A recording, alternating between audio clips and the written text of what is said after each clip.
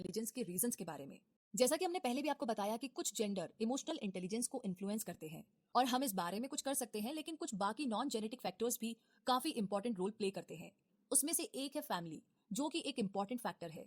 इसे और स्पेसिफिकली बोले तो आप कैसी फैमिली में पले बड़े हैं, ये चीज भी आपकी इमोशनल इंटेलिजेंस को काफी हद तक अफेक्ट करती है।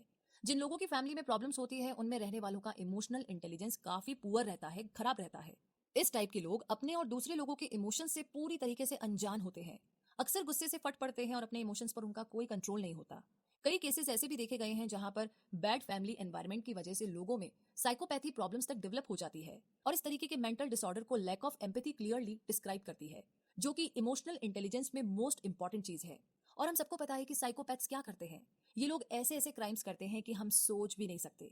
इनमें से कुछ लोग तो फेमस सीरियल किलर्स तक बन जाते हैं, जैसे टेड बंडी, जो कि अपने पेरेंट्स के साथ रहता था, लेकिन उसे मालूम नहीं था कि उसके रियल पेरेंट्स उसे अपने पेरेंट्स के घर पर छोड़ गए थे। इसीलिए टेड बंडी अपने ग्रैंड पेरेंट्स के घर पर पला बढ़ा, जो कि उसकी उतनी केयर नहीं करते थे। उसके ग्रैंडफादर को खास करके एक मिसफिट रोल मॉडल बोला जा सकता है, क्योंकि वो जानवरों को टॉर्चर करके खुश होते हैं और वाकई में बहुत बुरे थे। अब आप ही सोचिए इन सब चीजों का टेड बंडी के माइंड पर कैसा इफेक्ट हुआ होगा, क्योंकि उसके बाद की स्टोरी तो हम सभी जानते हैं। टेड बंडी ने न जाने कितने ही लोगों को मौत के घाट उतारा, जिनमें ज्यादातर कॉलेज गर्ल्स थी, और उसे कभी भी अपने किए का पछतावा ही नहीं हुआ। लेकिन ऐसा जरूरी नहीं है कि हर कोई जिसका चाइल्डहुड खराब गुजरा हो वो एक साइकोपैथ बन जाए। असल में तो बस एक स्मॉल पोर्शन ही किसी को फुल ऑन साइकोपैथ बना सकता है, जिसका मतलब है कि जो डैमेज चाइल्डहुड में हुआ उसे बाद में रिवर्ट किया जा सकता है। ये उन लोगों के लिए मेन सोर्स ऑफ मोटिवेशन हो सकता है जिनके साथ बचपन में किसी तरह का अब्यूज हुआ हो। जिन लोगों को सीरियस चाइल्डहुड ट्रॉमा से गुजरना पड़ा, उनके लिए ऐसी कई तरह की साइकोथेरेपीज अवेलेबल है, जो उनके लिए काफी मददगार साबित हुई है। साइको एनालिसिस एक ऐसी ही थेरेपी है जो हमारे पास्ट की गहराई में जाकर के काम करती है। हमने सीबीटी यानी कि कॉग्निटिव बिहेवियरल थेरेपी के बारे में आपको पहले भी बताया है, और ये काफी लोगों के लिए इफेक्टिव भी है। अब आगे बात करते हैं टेम्परामेंट इज नॉट एवरीथिंग। जी हाँ, इस चैप्टर में गोलमैन ने कई सारी स्टडीज के एग्जाम्पल दिए हैं जिनमें टेम्परामेंट का टॉपिक इन्वॉल्व है, जैसे कि कोई इंसान किस एनवायरमेंट में कैसे रिएक्ट करेगा। तो हमारा टेम्परामेंट काफी हद तक हमारे जीन से इन्फ्लुएंस होता है, तो इसीलिए इसमें आपका कोई कंट्रोल नहीं है, यह आपके अंदर पैदाइशी होता है। बहुत पुराने टाइम से फिलोसोफर्स ने डिफरेंट पैटर्न्स के बिहेवियर नोट किए हैं जो लोगों को अलग अलग ग्रुप्स में डिवाइड करते हैं। तो ऐसे ही एक फिलोसोफर थे हिप्पोक्रेट्स, जिन्हें फाउंडर ऑफ मेडिसिन भी कहा जाता है। उन्होंने लोगों को इन 4 ग्रुप्स में डिवाइड किया। मतलब आप खुद भी देख सकते हैं कि आप किस ग्रुप से बिलोंग करते हैं। पहला है कॉलेरिक, यानी कि ये रिएक्ट बड़ी जल्दी करते हैं, इमोशनल होते हैं और इरिटेबल भी। इनका एनर्जी लेवल काफी ज्यादा हाई रहता है और अक्सर ये बड़े इमोशनल और सेंसिटिव मैनर में रिएक्ट करते हैं। इन्हें गुस्सा भी बड़ी जल्दी आता है। फिर ये इजीली शांत नहीं होते हैं। इन्हें लोगों के साथ घूमना फिरना काफी ज्यादा पसंद होता है। दूसरा है सैंग्विन। एक तरह से ये लोग ना कॉलेरिक्स टाइप के ही होते हैं, क्योंकि ये भी उनकी तरह एक्टिव और एनर्जी से भरपूर होते हैं, लेकिन ये जल्दी काम डाउन हो जाते हैं और इनके इमोशंस भी उतने ही इंटेंस होते हैं जितने कि कॉलेरिक्स टाइप के लोगों के। लेकिन ये कूल डाउन भी उतनी ही जल्दी होते हैं। ये काफी सोशेबल होते हैं और दिल खोल करके हंसते हैं। तीसरा है मेलंकोलिक। इस टाइप के लोग उतने सोशेबल नहीं होते, बल्कि थोड़े इमोशनल होते हैं, लेकिन ये सैड भी जल्दी हो जाते हैं क्योंकि ये इमोशनली सेंसिटिव होते हैं। मेलंकोलिक टाइप के लोग एनर्जेटिक और एंथुजियास्टिक टाइप के नहीं होते। जो भी करते हैं आराम से करते हैं और ये ज्यादा टाइम शांत रहना पसंद करते हैं। चौथा है फ्लैगमेटिक, और ये लोग भी काफी शांत नेचर के होते हैं, हालांकि ये उतने इमोशनल या सेंसिटिव नहीं होते। अगर इन्हें गुस्सा आता भी है, जो कि बहुत ही कम बार आता है, तो ये जल्दी से मान जाते हैं। तो आपको शायद अब आइडिया मिल गया होगा कि कुछ टेम्परामेंट्स को अपनी day to day life manage करने के लिए बेहतर इमोशनल इंटेलिजेंस की जरूरत पड़ती है। जैसे एग्जांपल के लिए मान लीजिए आप एक कॉलेरिक पर्सन हैं, यानी कि आपको जल्दी से गुस्सा आ जाता है, फिर आप जल्दी से शांत भी नहीं होते हैं, और आपके पार्टनर से आपका झगड़ा हो गया। तो अब अपने टेम्परामेंट की वजह से आप ओवर रिएक्ट करेंगे और शायद बहुत ही उल्टा सीधा बोल देंगे। तो इस सिचुएशन में सबसे पहले तो आप खुद को ब्लेम मत कीजिए, एटलीस्ट पूरी तरीके से तो बिल्कुल भी नहीं। बेशक आप अपनी मिस्टेक को मानिए और सामने वाले को अपनी बात समझाने की कोशिश कीजिए। मेलंकोलिक, जो कि एक सर्टेन वे में कॉलेरिक के अपोजिट है, वो भी काफी सेंसिटिव और इमोशनल है। बाहर से ये देखने में बड़े कोल्ड टाइप के लगते हैं, लेकिन उनकी फीलिंग्स काफी स्ट्रांग होती है, और यहीं से प्रॉब्लम शुरू होने लगती है, जिसकी वजह से लोग सोचते हैं कि मेलंकोलिक इमोशनलनेस है और उन्हें दूसरों की तो कोई फिक्र ही नहीं है। अब मान लीजिए आप मेलंकोलिक टाइप के हैं और आप एक डेट पर गए हैं।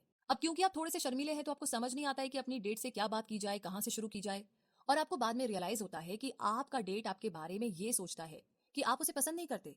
लेकिन यहाँ पर कोई स्ट्रॉन्ग इमोशनल इंटेलिजेंस वाला मेलंकोलिक दूसरों को अपनी रियल फीलिंग्स एक्सप्लेन कर सकता है। तो कहने का मतलब ये है, मुद्दा मामला ऐसा है, कंक्लूजन ये निकलता है इस किताब का कि मोस्ट इंपॉर्टेंट पॉइंट्स की अगर हम बात करें, उसको समराइज करें, तो सबसे पहले है इमोशंस। हमारी लाइफ का एक सेकंड भी इमोशन के बिना नहीं गुजरता। ये हमारी लाइफ का एक क्रूशियल पार्ट है और हमें इसके साथ जीना सीखना होगा।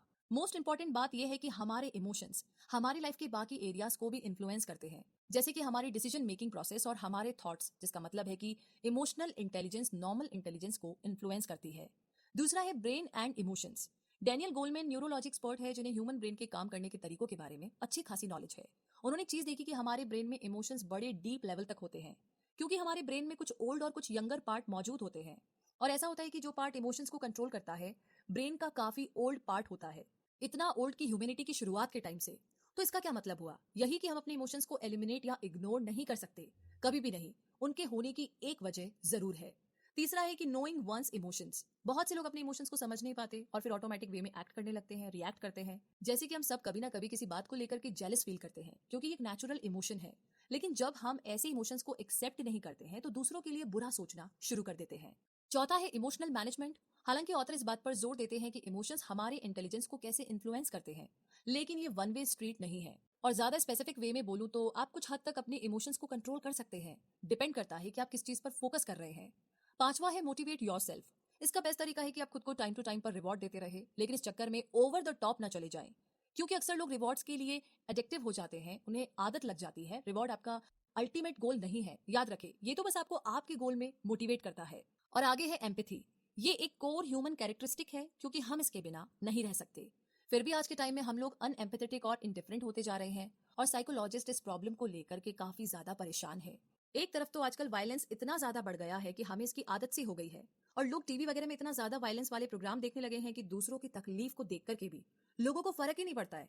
और ये चीज बहुत ही डेंजरस है हमारे फ्यूचर के लिए, क्योंकि हेल्दी ह्यूमन रिलेशनशिप के लिए हम इंसानों में एम्पैथी होना बहुत जरूरी है। लेकिन अच्छी खबर ये है कि हम अपने अंदर एम्पैथी को इंप्रूव कर सकते हैं।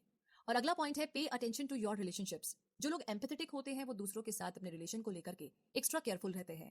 बेशक मिसअंडरस्टैंडिंग, गलतफहमियां होने के चांसेस हर रिलेशनशिप में रहते हैं, लेकिन सबसे इंपॉर्टेंट बात यह है कि मिसअंडरस्टैंडिंग को सही ढंग से सुलझा दिया जाए। तो इसी के साथ दोस्तों, इन सभी बातों के साथ, इन सभी मेथड्स के साथ, ये समरी इमोशनल इंटेलिजेंस यहीं पर खत्म होती है।